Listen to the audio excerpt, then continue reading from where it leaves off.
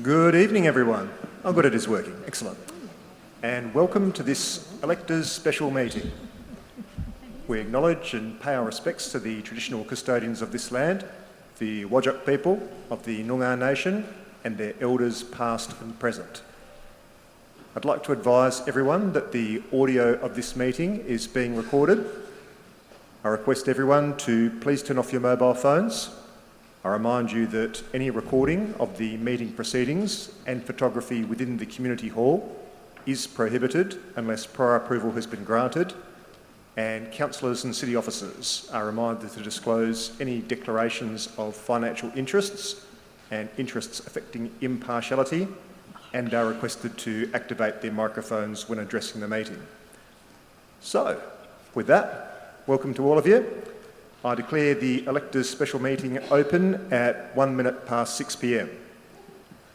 Item 2 is a disclaimer.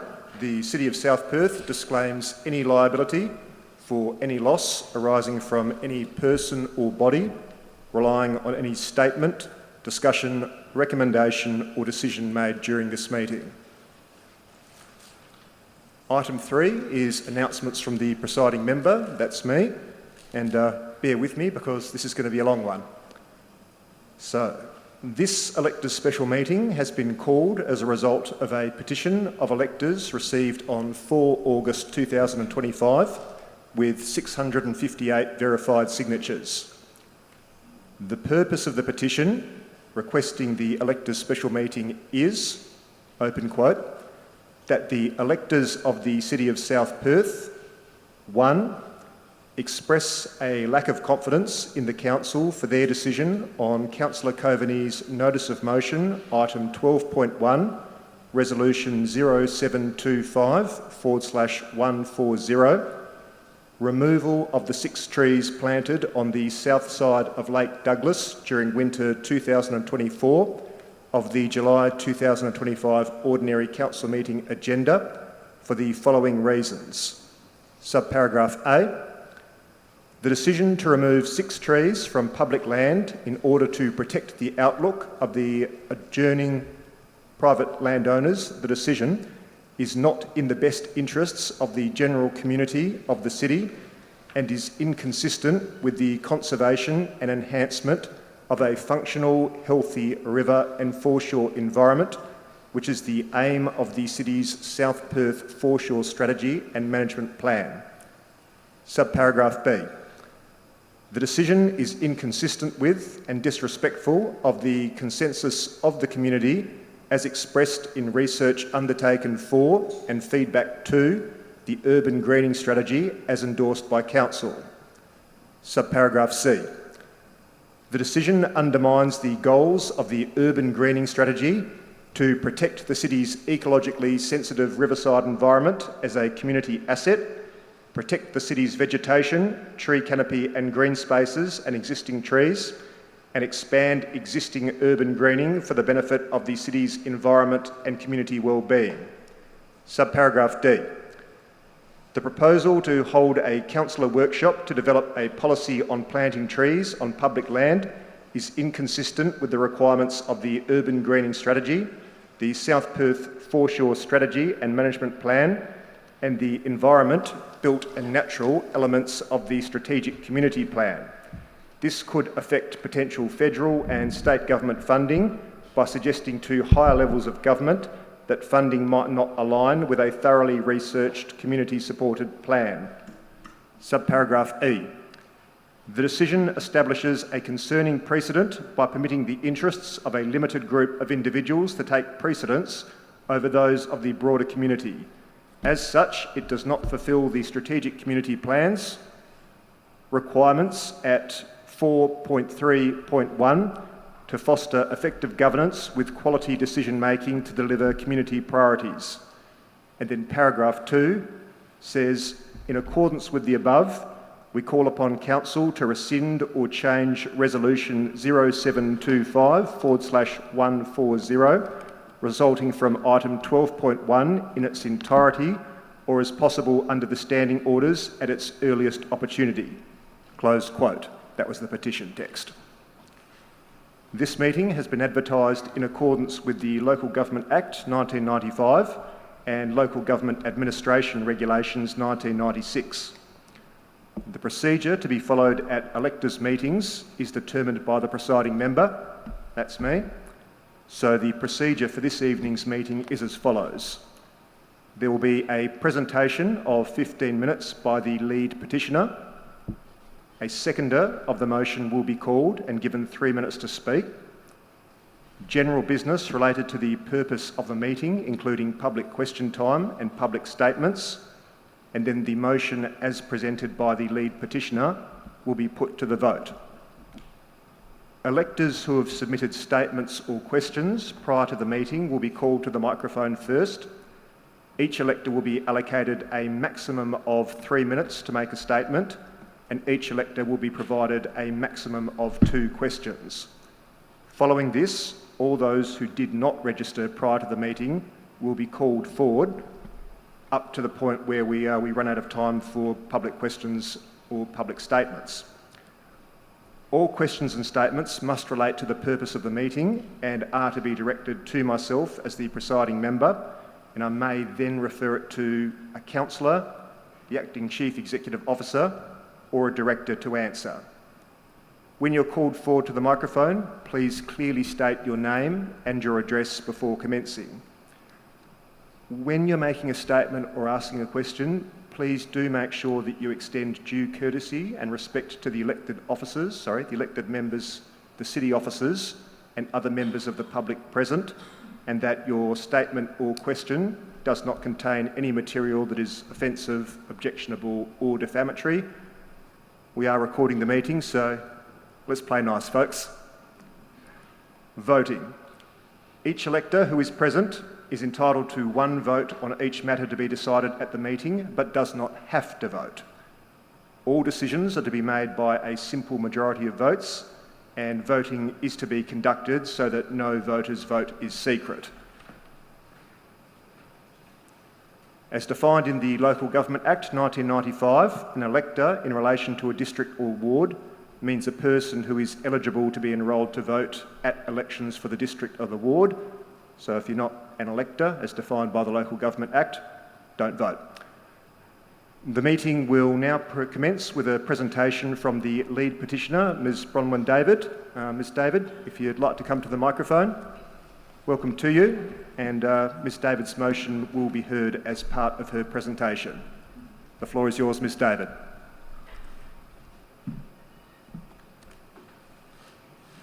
Thank you very much, Mayor, and welcome everyone. Thank you all for coming out on a very wintry night.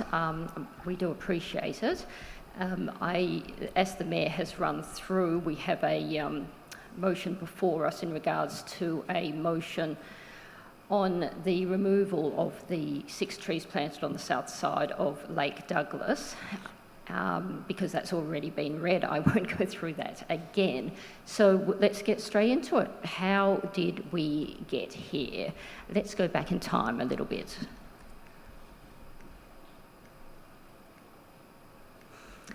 And that's where the city's aerial maps run out. But we actually don't have to go back that far. We're only going back to last month, which seems like an awfully long time away now. But at the July agenda briefing, a motion appeared on the agenda consisting of 21 words that Council requests the CEO to remove the 6 trees planted on the south side of Lake Douglas during winter 2024.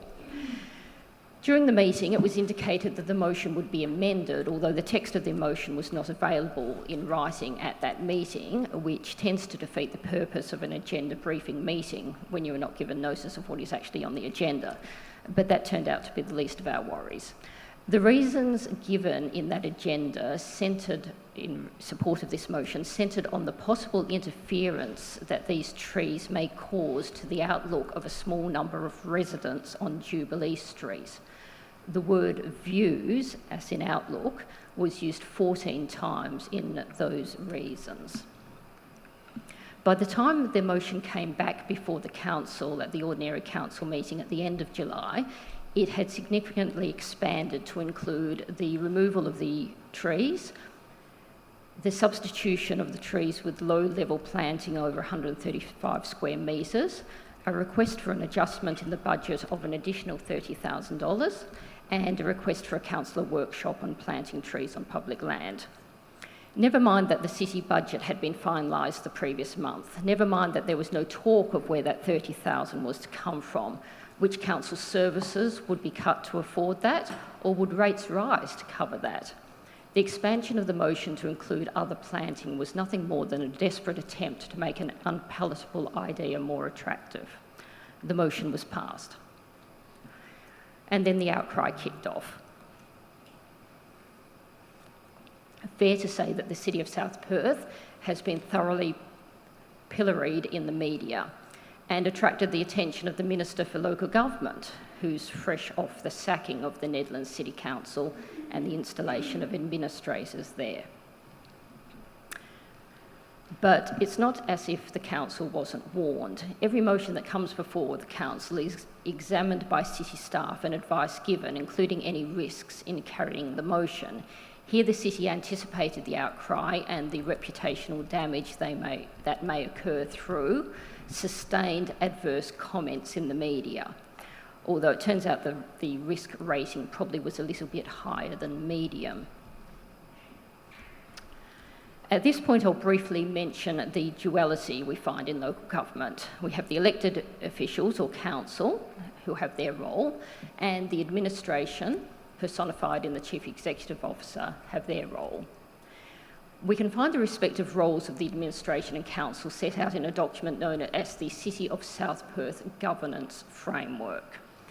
This paragraph from that framework speaks of the clear separation of roles and responsibilities and their importance to good governance. Anyone contemplating running for council is required to undertake an online induction provided by the Department of Local Government and to read information provided online about the role of a councillor. In short, to quote from the online information, under the leadership of the CEO, local government employees undertake the administrative and operational activities required to implement the council's strategic direction, decisions, policies and plans. Members of council, i.e. councillors, have no direct involvement in administrative or operational activities or in managing local government employees other than the CEO. So it's not quite as simple as the council makes the decision and the city employees carry out the decisions. There are different types of decisions. Administrative or operational activities, the carrying out of which involves day-to-day decisions, is out of the hands of the council. Those administrative or operational activities are guided by plans and strategies which the council has put in place. The planting of trees by council staff on public land administered by the council is an operational activity.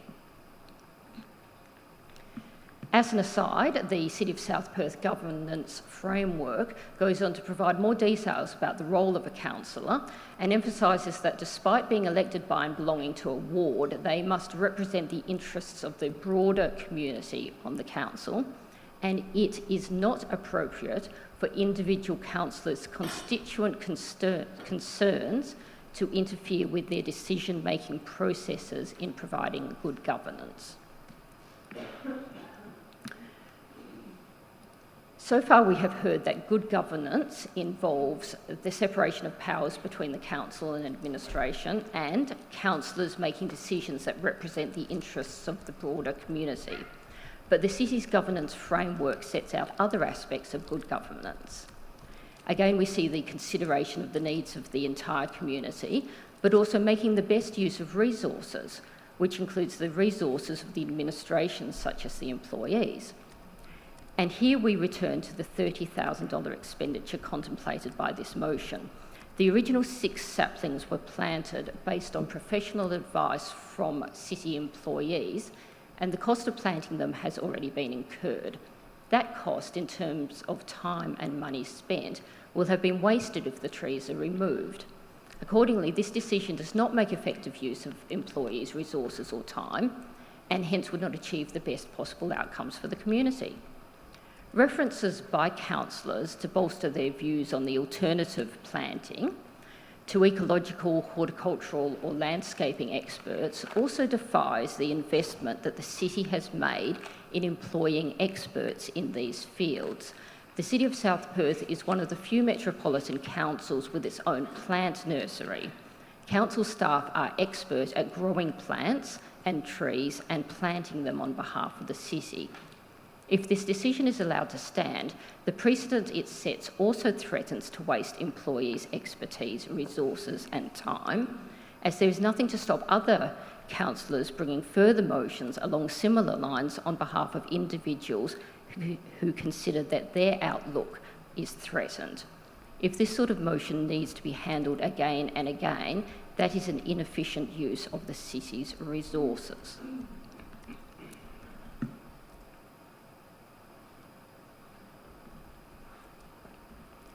The best way for councils to achieve good governance is through the creation of strategies, plans, policies and procedures. Strategic plans developed through community consultation anchor proper decision making. Without policy frameworks, local government decision making risks decisions that are inconsistent and with arbitrary outcomes. They expose councils to acting in support only of the most vocal community factions. Fortunately, the city has a number of these plans and strategies which are relevant in this case and which were not adhered to in this decision.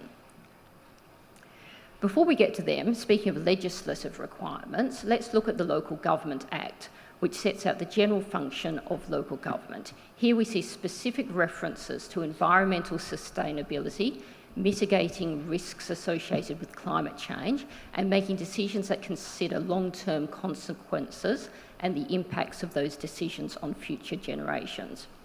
It is uncontroversial that we desperately need more trees in Perth. Our climate is changing, summers are getting longer and hotter, and trees are the cheapest and best way to regulate the climate. Under no circumstances should we be contemplating the removal of trees in these circumstances. So back to the strategies, policies and procedures that the city has established, which are relevant here. The first of these I refer to is the City of South Perth Strategic Community Plan. Its subtitle is A City of Active Places and Beautiful Spaces, a connected community with easily accessible, vibrant neighbourhoods and a unique, sustainable natural environment. Sustainable natural environments need trees. One of the strategic directions of the Strategic Community Plan is respect and value for the natural environment. Another strategic direction is leadership that meets the needs of our community. In relation to these 6 trees, I'd suggest that 658 individuals signing a petition supporting their retention is persuasive in suggesting the needs of our community have not been met in this regard.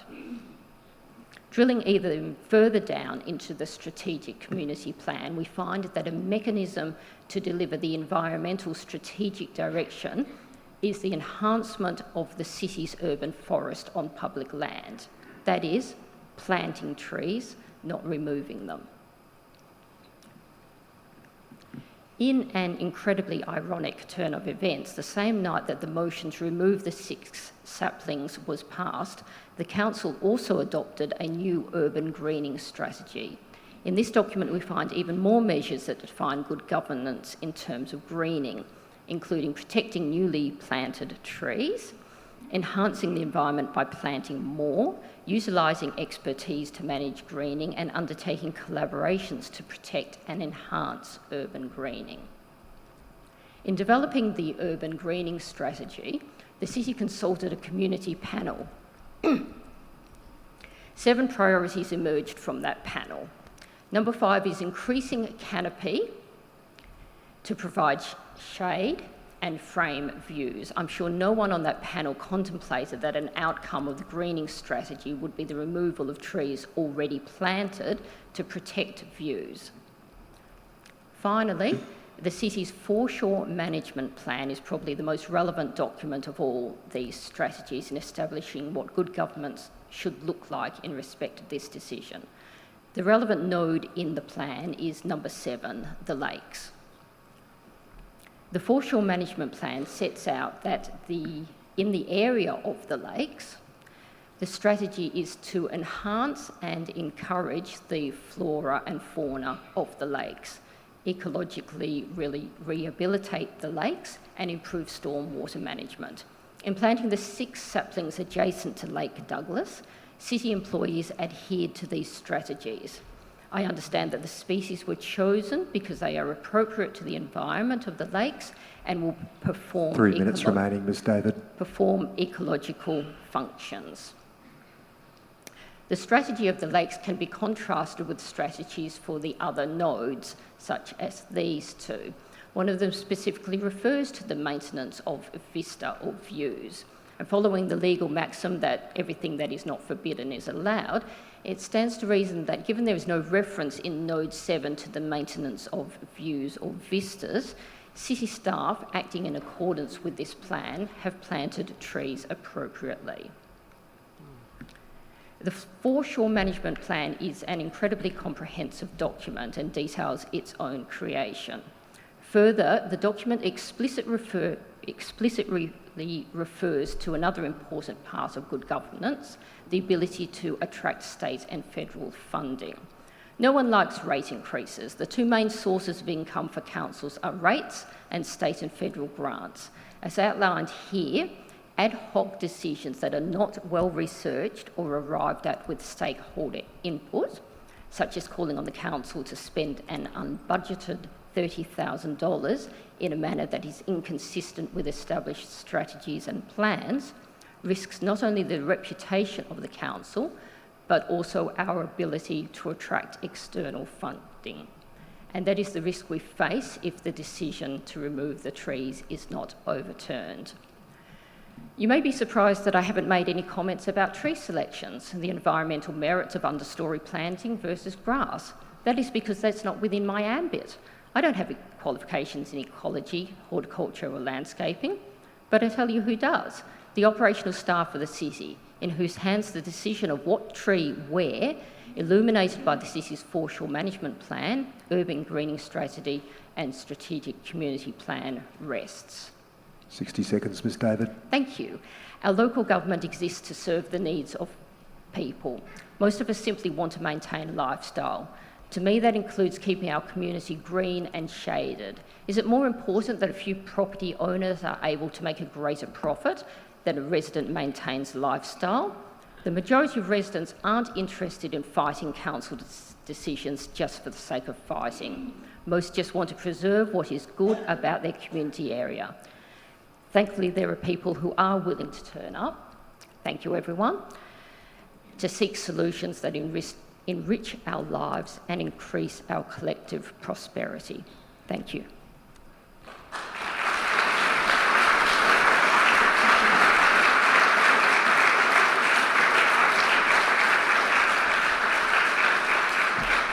Thank you very much, Ms David. I'll now call for a seconder to second Ms David's motion. Do we have any volunteers? Yes. Yes. Should I call you Doctor or Ms Sue Gilliard? Sue. Well, Sue Gilliard, welcome to you. If you could please state your name and address, and you have 3 minutes to say why you're seconding this motion. Thank you. Good evening, everyone. Yes, Sue Gilliard of 7 Howard Parade, Salter Point. And good evening, Mayor and councillors and city officers. The Salter Point Community Group supports tonight's expression of a lack of confidence in the South Perth Council due to its decision to remove 6 trees planted on Lake Douglas. Our support is given for tonight's motion since, for us, the Council has shown poor governance in its decision-making process. These saplings have become a lightning rod for widespread critique of council governance. An ad hoc, poorly thought through decision to remove 6 trees has created a maelstrom of negative publicity and demonstrated to us all that this is not a matter of just about some small trees. It's about a much bigger and pressing need for good governance, which we've not been seeing. Motions such as the tree removal one, the original one, and there have been others over the last year, have been disruptive, dismissive of ratepayers and wasteful of city resources. One of the biggest risks is that battles fought in public like this one speak to disturbing disunity. The decision to remove trees from public land shows poor governance in the areas of participation, transparency, accountability and efficiency. First, it is inconsistent with the city's South Perth Foreshore Management Plan. It is also inconsistent with and disrespectful of the community's time-consuming and significant contribution to guiding the urban greening strategy. Further, it undermines the goals of the now endorsed strategy and establishes a concerning precedent in catering to a few rather than the community. It also comes at an additional cost to ratepayers. The decision to remove the trees is also in conflict, as we've seen tonight, the city's strategic community plan.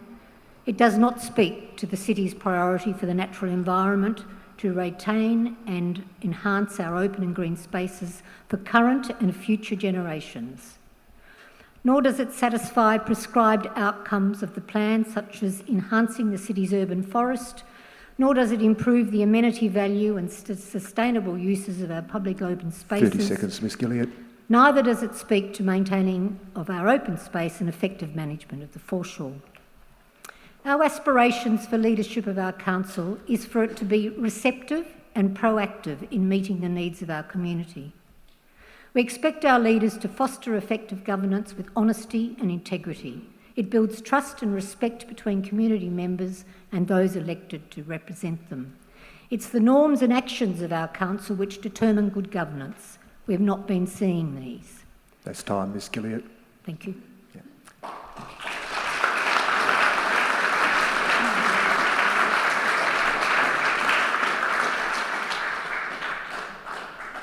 All right, so the motion has now been moved and seconded. We'll move to item 5 now, which is general business related to the purpose of the meeting, including public question time and public statements. I'm about to call for questions from those who registered prior to the meeting. And again, I remind everyone that all questions and all statements tonight need to relate to the purpose of the meeting. Once again, when you're called forward and come to the microphone, please state your name and address before commencing. We've received 4 sets of public questions prior to tonight's meeting, and I'll begin by inviting Ms Gemma Spencer of Kensington. If you'd like to come to the microphone, welcome to you, and we look forward to your questions.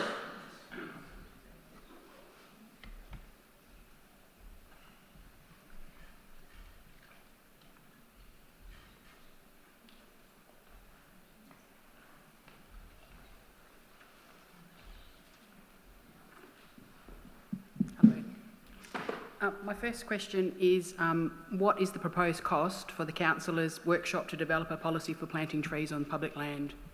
Thank you for the question. Ms Ampremo. The cost would be associated with use of internal staff, would not be additional to the existing budget. However, it would divert staff from undertaking other tasks. Okay, thank you. My second question is more in line with governance, I guess, and not in terms of the tree sort of situation. Given the kind of divisive way that the South Perth Council seems to have been operating in for some time, how will the councillors move forward from these issues and act in a more cohesive manner that best serves the ratepayers of the city? I guess I better field that one, and I can only say that a councillor's duties includes representing the interests of electors, ratepayers and residents of the district, to provide leadership and guidance to the community in the district, and to facilitate communication between the community and the council. I probably can't elaborate past that. Thank you for both of your questions. Thank you. I'd now like to invite Dr. Mark Brogan of Kensington. If you'd like to come to the microphone, welcome to you, and we look forward to your questions. Good evening, Mayor, councillors, members of the City of South Perth staff. I'm Mark Brogan from 14 Market Street. Mr Mayor, can councillors who voted to remove the trees on the south side of Lake Douglas Explain to us, because we're genuinely puzzled, how it is in the public interest to assert private property rights over public spaces for the subjective matter of protecting views and thereby critically weakening application of the South Perth Foreshore Strategy Management Plan and also the Urban Greening Strategy. Okay. I do recall that of the 4 councillors who voted in favour of item 12.1 at last month's council meeting, 3 of them spoke, and those comments are available on our website. But if any of the councillors who did vote in favour of item 12.1 at last month's council meeting would like to elaborate or would like to speak, you don't have to, but I will make that opportunity available. That's a no. Okay. Your second question, Dr. Brogan. Thank you, Mr Mayor. Can the City provide an ecological assessment of the comparative environmental and community value of the 6 mature trees proposed for removal versus the 135 square metres of low-level planting around Lake Douglas, inclusive of the environmental factors of carbon sequestered and ecosystem impact? Thank you for the question. Ms Amprema. The City hasn't undertaken such an ecological assessment and doesn't consider that assessment to be a good use of public funds. Thank you, Ms Ampremo, and thank you, Dr Brogan, for the questions. And folks, I might just ask if we keep the background noise to a minimum, because I do want to hear what everyone's saying, and I'm sure everyone else does as well. I'd now like to invite Ms Christy Lowe of Como, if you'd like to come to the microphone. Welcome to you, and we look forward to your questions.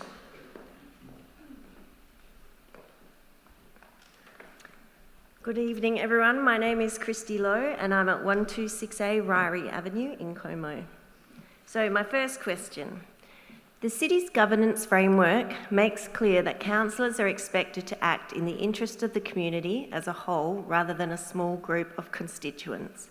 That good governance requires decisions to be efficient, effective, and sustainable in their use of staff time and public resources, and that all decisions should be aligned with the City's endorsed strategic plans and priorities.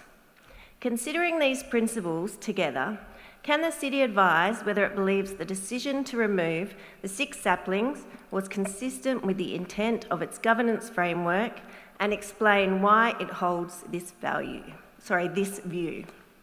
Thank you for the question. Mr Lecoq. The City's administrative role is to carry out Council's resolutions and not to provide comments on them publicly or otherwise. Mr Mayor, could the staff please speak closer to the microphone? All right, so everyone, elected members and staff members, if we can get nice and close to the microphone so everyone can hear. I'll just repeat what Mr Lecoq said, just in case anyone didn't hear. His answer was, correctly, the City Administration's role is to carry out the Council's decisions, not to provide comments on them publicly or otherwise. Ms Lowe, if you'd like to proceed to your second question. Okay, thank you. The Minister for the Local Government recently commented on 6PR Radio that Council's decision to remove the 6 trees to prioritise $1 million was strange, and acknowledged that she is concerned and keeping a close eye on the City of South Perth. She further expressed that external political influence appears to be, and I quote, sucking the oxygen out of the City of South Perth and their ability to provide good governance, which is what their community expects. Considering these remarks and the risk of further reputational damage, can the City advise whether it believes rescinding the decision would be in the best interest of good governance and the reputation of this local government? And if not, explain why. Thank you for the question. Mr Lecoq. Similar to the answer to the previous question, the City's administrative role is to carry out Council's resolutions and not provide comment on them. That includes an opinion regarding the impact of such decisions. I will add to that, and most of you are already aware of this, there is a revocation motion for Council's consideration at the Council meeting tomorrow night. I won't say anything further than that because I'm one of the decision makers. But thank you very much for your questions. And I'd now like to invite Ms Veronica McPhail of Kensington, if you'd like to come to the microphone. Welcome to you, and we look forward to your questions. Good evening, everyone. Veronica McPhail, 18 Market Street, Kensington. My first question, can Council explain why 30,000 is being allocated to replace 6 trees and reassure that this decision truly delivers value and doesn't come at the expense of the wider community amenities? Thank you for the question. I'm the spokesperson for the Council, but I am conscious that we do have a decision to make on this tomorrow night, so I don't want to preempt what that decision might be, but thank you for the question. We'll find out tomorrow night. Thank you. Second question. Given that this motion has created division, a lack of transparency and eroded community trust while consuming valuable council time, how will Council demonstrate stronger leadership and ensure that future decisions reflect the majority of residents? I think I can only give the answer that I gave Ms Spencer earlier. That is, the Local Government Act says that the role of councillors includes representing the interests of electors, ratepayers and residents of the district. It includes providing leadership and guidance to the community in the district. It involves facilitating communication between the community and the council and participating at the local government's decision-making processes, such as the council and committee meetings. But again, thank you for the questions. Thank you. All right, those were the questions that were submitted prior to tonight's meeting. There is now an opportunity, although we'll have a time limit, to call on public questions from the floor. Is there anyone that would like to ask a question from the floor? Yes, if you'd like to come to the microphone, please state your name and address and maximum of 2 questions. Good evening, Mayor. Thank you. It's Denise Lazenby. I live at 15170 Labouchere Road in Como. I'd like to ask how the city has managed conflicting community preferences in the past, such as when one resident wants to plant a tree and others object to it. Whose view takes precedence, and how has the city been ensuring consistency and fairness in these cases? Mr Scott, who should I send that one to? Ms I Amprima? can answer. Oh, I'll provide a response. Generally, council will consider all views when making a decision, and generally decisions are made by council on the merits of each application. Ms Amprima, did you want to add anything to that? It was to the city. So the administration will seek to negotiate with all parties involved to find a resolution. That would be the first place that we would go. Ultimately, if we can't find a satisfactory resolution, we will also look for guidance from whatever policies or adopted documents that there is. If we ultimately can't reach a compromise that suits all parties, we, in general, will go with the status quo unless there's an overwhelming reason to do something different. So, for example, if we're looking to plant a street tree and we can't get agreement from the neighbouring properties, we will generally not plant it and seek to find an alternative location to plant where we can. Thank you, Mr Scott and Ms Amprima. And did you have a second question, Ms Lazenby? Yes, sure, but thank you for the courtesy of a response. I'd also like to ask, does the approval of the motion to remove the trees weaken the city's ability to implement long-term urban greening and biodiversity planning, particularly if future motions seek to override operational plans or redirect limited planting resources based on case-by-case community demands? Ms Amprima or Mr Scott? I'll take that question. Ultimately, as previously advised in previous questions, the administration's role is to implement council decisions. One of the roles of council is to allocate the council resources.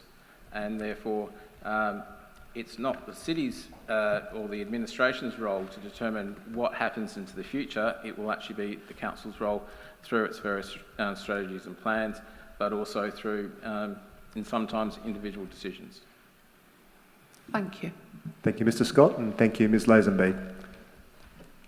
Folks, does anyone else like to... I think there was a hand at the back there. And once again, if you could please state your name and address, and we look forward to your questions.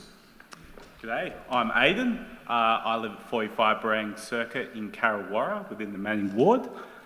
Look, my question is that the city's budget was agreed upon... Sorry, Aidan, I will get to say your full name before you proceed. Aidan Carlson. Thank you. Sorry, I must have missed that. I live in the Manning Ward, just in case you missed that part. Please proceed. Yeah. G'day. The city's budget was agreed upon in the July by the council. The proposed tree removal and planting will cost an estimated $30,000. What is it that the city will not be doing in order to spend that $30,000? Mr. Scott? The decision in regards to the $30,000 is to go to council as part of the mid-year budget review, and I can't speculate on that, what will be involved in that review or what will be recommended to council, but as it's a resolution, it will be considered as part of the mid-year budget review. I've got a second question. Fire away. So I was chatting to some residents in Carrawarra on Jackson Road. They were really concerned that they've lost their views of the golf course there, and they would like some trees removed and underplantings there. Is that something that the council will advocate for in such a situation, particularly those within the ward, so that they can retain their views, which are valuable for them? Over 20 years they've lived there and held those views. Will the council now advocate for them to have the plantings amended? Council hasn't considered a motion to that effect or made a decision that would allow me to form an informed opinion. I'll leave that as a comment then. All right. Thank you. Thank you.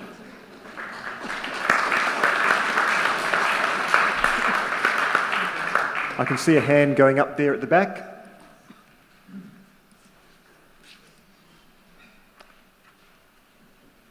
And I know Mr. Rosenberg, but once again, fairness to everyone, if you could please state your name and address, and we look forward to your questions.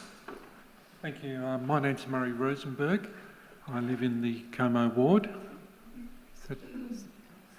I think you've got to give the full address. 36 Rory Avenue, Como. Yep, all right, thank you. Yes, this issue, the reason for the council making this decision seems to be related to their concern about the neighbours or the people living by, the views, losing their views. And these are they've got very wealthy houses and they're concerned about the views of the city being lost. So my question relates to the issue about the views. Do residents own the views from their property? Ms. Shaw, can I send that your way?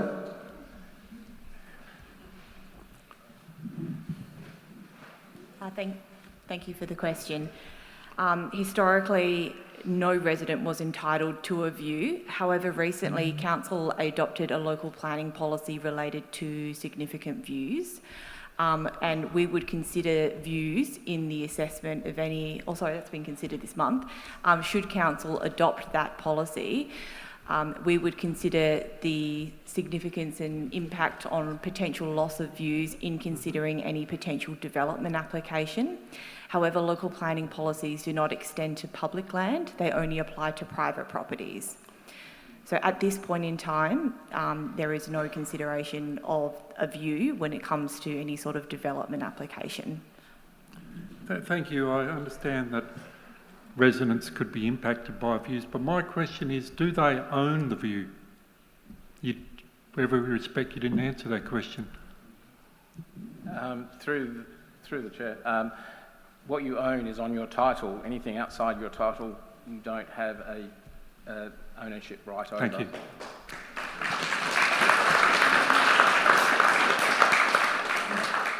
Thank you, Mr. Scott and Mr. Rosenberg. I see a hand there. Ms. Schmidt, if you'd like to come to the microphone, welcome to you, and we look forward to your questions. Good evening, everyone. I've joked myself out of bed with the flu for this. I shouldn't have to. My question... Number one, get well soon, and number two... Oh, sorry, Heidi Schmidt, 31 York Street, South Perth. Thank you. Beg your pardon. Do I have 2 or 3 questions? 2 questions. 2, okay. Number 1, the passing of this motion to remove 6 trees for views highlights financial accountability and potential trade-offs, and underscores the need for transparency in unplanned expenditure and its effect on broader greening efforts. The removal of 6 healthy trees and replanting of wetlands plants are estimated to cost $30,000. Previous motions by ex-councillor Coveney regarding olive tree removal... Ms Schmidt, I'm sorry to interrupt here. You will get a chance to make a public statement, but okay. the questions have to be without preamble. Okay. This $30,000 that we're all aware of was not included in the approved budget. Where specifically will such a large amount of money for a handful of residents' preferences come from? Where does that $30,000 come from? Mr Scott? Through the Chair, as per my previous response, the $30,000 will be considered as part of the mid-year budget review, and that review looks at the entire city's budget, and recommendations will be made to Council on how best to review the budget. At this stage, I'm not at liberty to speculate how that $30,000 will be funded. Okay, thank you. I understand it creates an issue for governance there too. My second question, within governance roles and decision making, is the decision to plant trees and determine their location a function of council or administration, in line with the separation of powers outlined by the Department of Local Government? Now, Mr Scott, should I send that to you, Ms Fry or Mr Lecoq? Through the Chair, the planting is an administration function based on plans and strategies that have been adopted by Council. So, councillors can choose where trees go? Hypothetically... I'm not sure. Through the Chair, as I said, generally it is an administration function based on adopted strategies and plans of Council. Okay. Ultimately though, Council is a decision-making body and they allocate the resources of the city. So Council could potentially instruct the city on where to plant trees. Oh, okay. Thank you very much. Thank you, Mr Scott, and thank you, Ms Schmidt, for the questions. Would anyone else like to? Yes, the lady on the, well, your left-hand side, my right-hand side.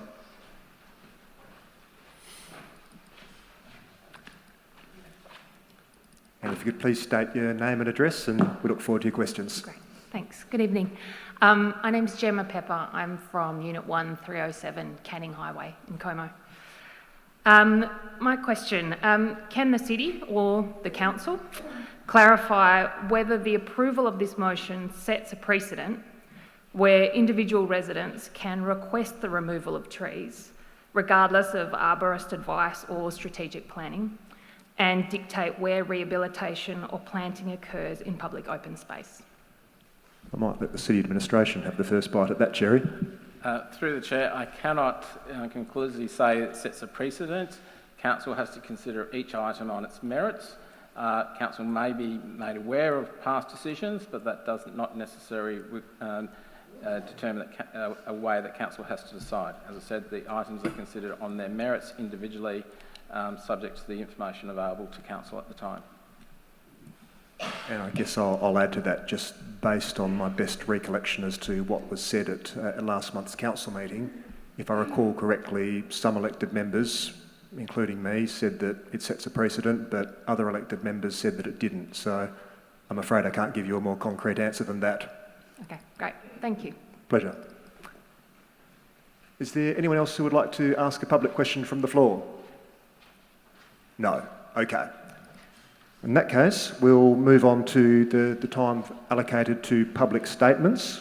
We've received 6 public statement requests prior to tonight's meeting, so we'll give priority to those.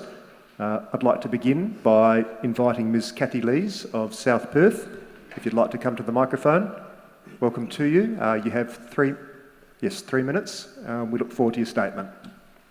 Do you need my address and 113 Hensman Street, South Perth.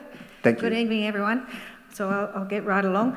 I would like to speak specifically to the urban greening strategy and the conflict of the decision with that. There's a lot of more things that I would like to speak to, but I've only got 3 minutes. So the Council's recent decision to remove 6 trees on the South Perth foreshore is in direct conflict with its newly adopted urban greening strategy. This decision, taken on the very night the strategy was approved, erodes public faith and undermines the Council's own stated objectives. 2 of the strategy's 4 primary pillars, protect and enhance, are directly contradicted by this decision. The strategy explicitly mandates the protection of the city's ecologically sensitive riverside environment as a community asset and protection of the city's and states that removing trees on city land is to be considered as a last resort. It talks to expanding tree canopy, not reducing it. The removal of these trees to preserve a handful of private views goes against these core principles. Moreover, the decision disregards the extensive community consultation that informed the strategy, which revealed overwhelming support for prioritising tree canopy over views. Unfortunately, a decision was made during the development of the strategy that saw it remain silent on this contentious, long-running issue. But by making this ad hoc decision now, the Council has ignored this community feedback and undermined the public's trust. Understandably, it erodes the community's confidence in the Council's commitment to faithfully implement the greening strategy or any other adopted Council strategies. I call on the Council to immediately revoke this decision. I ask that any future policies on tree planting and objections to be developed through the Urban Greening Implementation Plan as the most appropriate vessel for that decision, with genuine community input. It's time to move beyond reactive decisions and engage in a productive, balanced dialogue with all stakeholders to find sustainable solutions that protect and increase our tree canopy with a balanced approach to all community priorities on the foreshore, not 30 just seconds, views. Ms. Lees. This is the path to truly implementing the strategy and restoring the community's trust in the Council's leadership. Thank you. Thank you very much.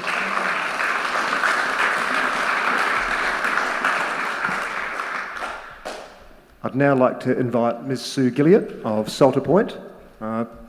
She's a seconder. Sorry, Ms. Gilliott, I'm probably giving you 2 bites at the cherry if I do that. That's probably not fair. All right, thank you. In that case, I'd like to invite Ms. Joanne Ord of Como, if you'd like to come to the microphone. Welcome to you, and we look forward to your statement. And once again, if you could please state your name and address before you begin. Sure. Joanne Ord of 94 Gardner, Como. So, hello, everybody. So I'm speaking in support of the petition tonight, specifically in respect of the lack of confidence in the decision-making and governance shown by Council. Council's decision at the 22 July OCM undermines the city's ability to manage public land in accordance with its own management plans, strategies, and contradicts the city's online removal request form conditions. The city advised mid-last year that not being able to proceed with works on publicly administered land without explicit endorsement of adjoining residents is not a practice the city is aware of in any instance. And yet here we are. Decisions on issues similar to this, involving publicly administered land, must centre on a whole community outcome, which many local governments have detailed via their strategies, and our city is amongst them. The benefit to the community and whether community expectations would be met by this decision appear not to have been considered, and this is the very responsibility of our Council. The decision to support the amended motion has led to a revocation motion and tonight's electors meeting. The cost to ratepayers is not just their time in preparing for and attending these meetings, but a loss in productivity to the city in dealing with this protracted issue. Council's role is to support the city's efforts to meet its strategic objectives. Of all the city's strategies, this decision does not support.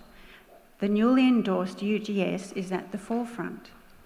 The community engaged in good faith to guide this strategy via pop-up events, submissions, and notably via the deliberative panel. I'm informed by members of that panel that the expectation was for Council to then take up the baton on the community's behalf, which Council did by endorsing the UGS, but only to roughly an hour later pass the amended motion, which was the impetus for this petition. The city's community has rallied quickly to secure this special electors meeting, motivated by what they see as a failure of governance. I often hear the words council and city interchanged, and perhaps the assumption being that they are the same entity. But a separation in function and role does exist. 30 seconds, Ms. Ord. And this separation is essential for good governance. But to be clear, the issue of governance tonight is councils alone. The electors' meeting is a result of a series of decisions, and decisions which have a direct influence on the reputation of this city we call home. Thank you. Thank you for your statement.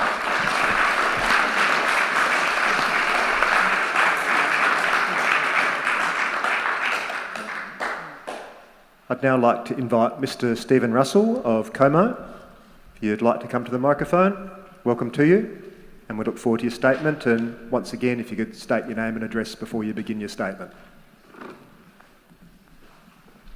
Yes, good evening. My name is Stephen Russell from 9 Hobbs Avenue in Como, and I speak in favour of tonight's electors' motion.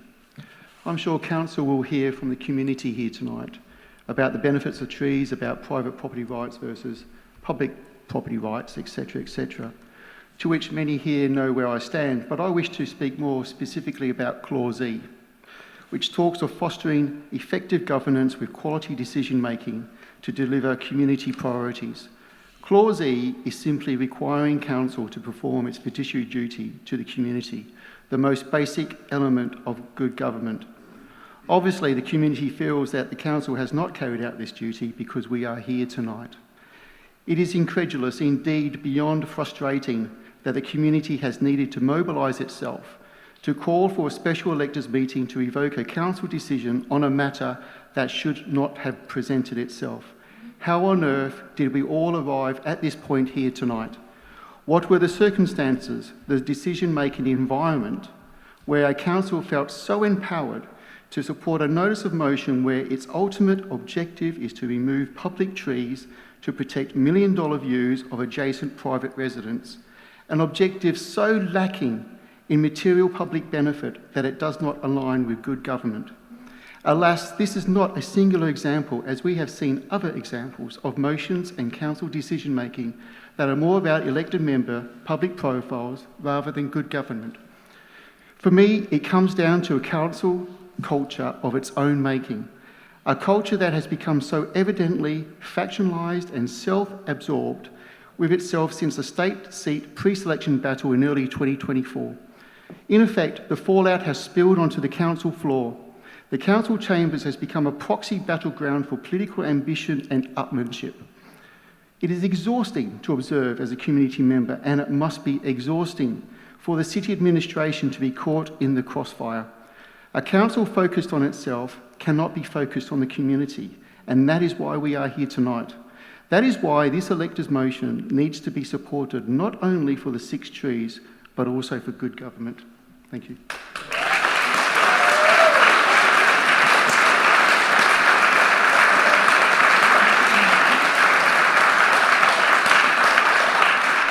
Thank you, Mr. Russell. I'd now like to invite Mr. Ian Barlow of Condola, if you'd like to come to the microphone.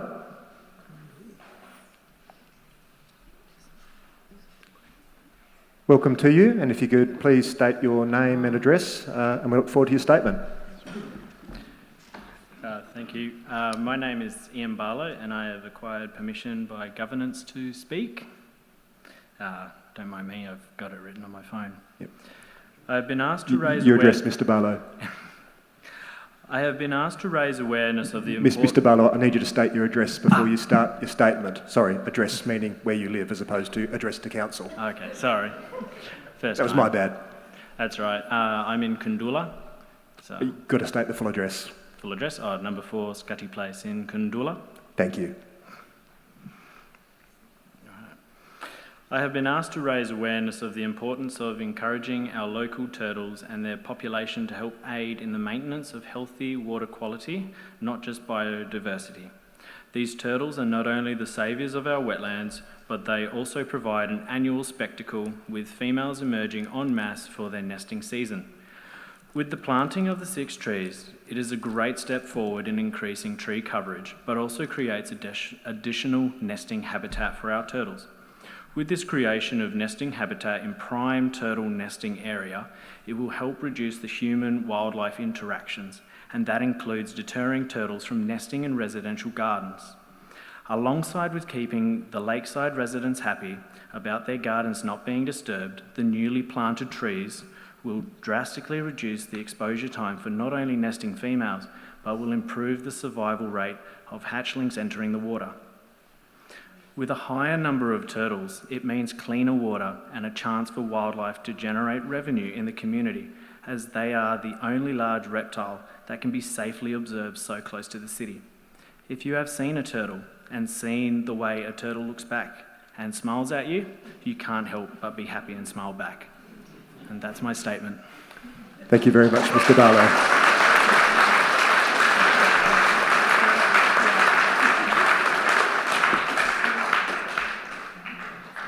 I'd now like to invite Mr. Oliver Crosthwaite of South Perth. Welcome to you. Microphone is yours. If you could please state your name and your full address, and we look forward to your statement. Oliver Crosthwaite, number 3 at Edinburgh Street, South Perth. Mayor, councillors, officers and residents. Whilst I made a deputation at last week's council briefing opposing the removal of the 6 trees, I would like to reiterate the salient points for the benefit of this public forum. Council's decision to remove these trees is difficult to understand for a number of reasons. Firstly, there are so few of these trees, so why have they become such an issue? Secondly, 5 of the 6 trees will grow to less than 5 metres. This is contrary to former Councillor Cavini's assertion that the 6 trees will grow up to 30 metres. Thirdly, the majority of these 6 trees would grow to be about the same height as similar trees that already exist in varying places around the lake and be no more an obstruction than what already exists. Fourthly, the 6 trees have been planted by city staff in accordance with a long-standing practice, that is, in line with side boundaries of adjoining properties to minimise visual obstruction. Fifthly, most of the 6 adjoining properties have house heights of between 10 and 15 metres and therefore provide vantage points to Perth City over the expected 5-metre height of these 5 trees should they inadvertently be in direct line of sight. Sixthly, it is well known and accepted that adjoining owners do not own the rights of the views to the city, a point grudgingly made by the mover of the motion to have the trees removed. Seventhly, that councillor made it clear that he was acting on behalf of around a dozen residents, presumably from just 6 adjoining properties. Sorry, Mr. Crosthwaite, I do need to jump in there. I don't think former Councillor Coveney said he was acting on behalf of those residents. I think he said he'd been contacted by those residents. I have paused your time. I'm about to restart it. Accepted, yeah. Thank you. Presumably from just 6 adjoining properties in front of which the trees appear in the park. This is a bit rich, given that there are thousands of other residents with an interest in the adjoining public land. In fact, supporters of the 6 trees managed within hours to obtain close to 700 signatures on a petition calling for the special electors meeting. Tenthly, catering to the self-interest of so few is short-sighted and sets a dangerous precedent for future decision makers. That's time, Mr. Crosswaite. Okay. Thank you for your statement. Thank you.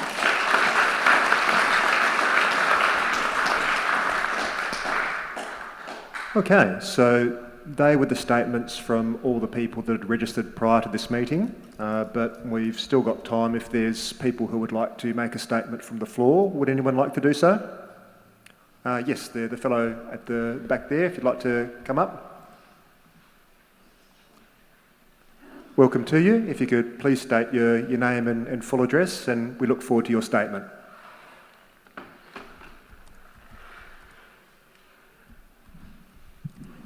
It's Anthony Sacker. Wait, I'll just hold it. It's Anthony Sacker, 14 Delamere Avenue in South Perth. I wasn't planning on making a statement tonight, so I don't have a nice written piece of paper to speak by.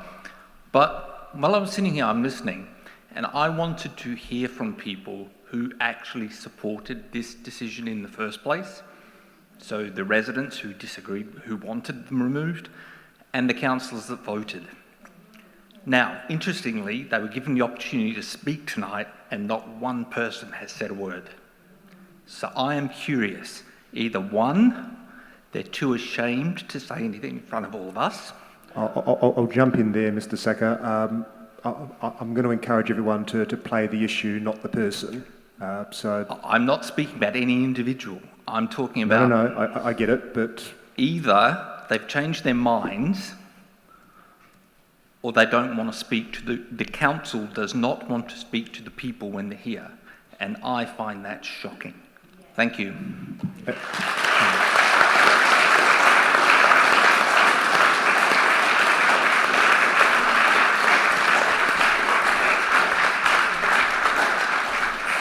Thank you for the statement. Just a gentle reminder to everyone to please be respectful, please extend due courtesy as you would want due courtesy to be extended to you. So, with that, is there anyone else who would like to make a statement from the floor? Yes, if you'd like to come to the microphone, if you could please state your name and full address, and we look forward to your statement. Hello, Amanda Marley. I hadn't really planned on coming here tonight either, and I'm at 35 Monash Avenue, Como.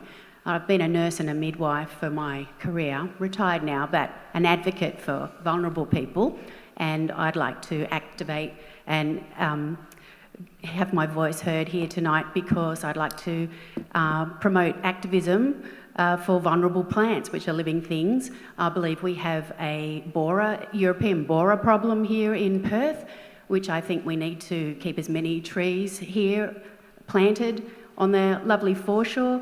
And I was just wondering also, have you consulted any of the local Indigenous Whadjuk people from the Noongar Nation in our lovely Budja?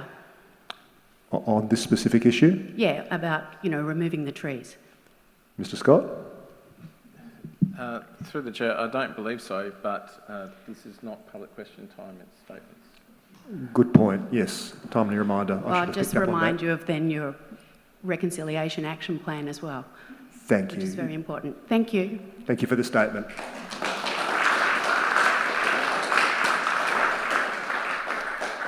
Folks, is there anyone else who would like to make a statement from the floor? Yes, the lady in this third row there. Welcome to you. If you could please state your name and full address, and we look forward to your statement. Good evening, Mayor and councillors and staff. Noreen Finn, 12 Hopetoun Street, South Perth, Mill Point Ward. I think my main concern, along with many's, is that I consider this to be an extremely dangerous precedent that has been set in taking the interests of a very small number of electors in terms of their views and their own financial considerations in voting for the removal of the trees, when that was the reason given for bringing this motion. I think that very dangerous precedent that could be used by others in other parts of the city needs to be very carefully taken into consideration. Thank you. Thank you, Ms Finn.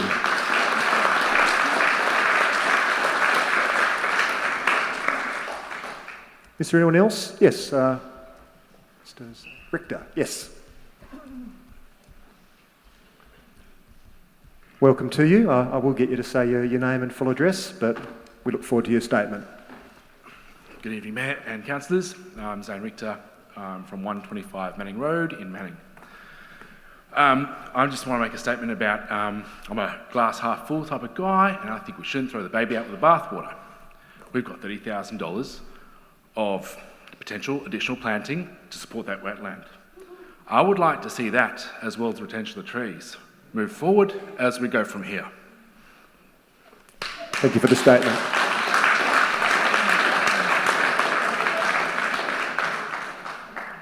Folks, is there anyone else who would like to make a statement from the floor? No. Okay. In that case, there being no further statements, I'm going to put the motion as presented by Ms Bronwyn-David and seconded by Ms Sue Gilliott to the vote. All those in favour of the motion presented, please raise your hands.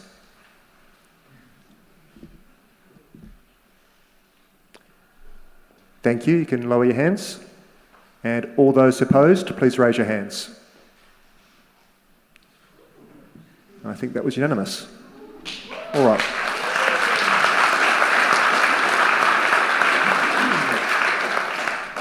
So the motion has been carried. That takes us to item 6, which is closure. Before I do close the meeting, I'd like to advise everyone that any decisions made at electors' meetings are to be considered by Council in accordance with section 5.33 of the Local Government Act 1995. And at this point in time, given that we've got our August council meeting tomorrow night, it's anticipated that the minutes from this meeting will be considered by council at the council meeting to be held on Tuesday, the 23rd of September 2025. Before I close the meeting, I'd like to thank everyone, city staff, elected members, community members alike. Thank you for your attendance and participation this evening. I now close the elected meeting at 7:12 p.m. Thank you all, and good night.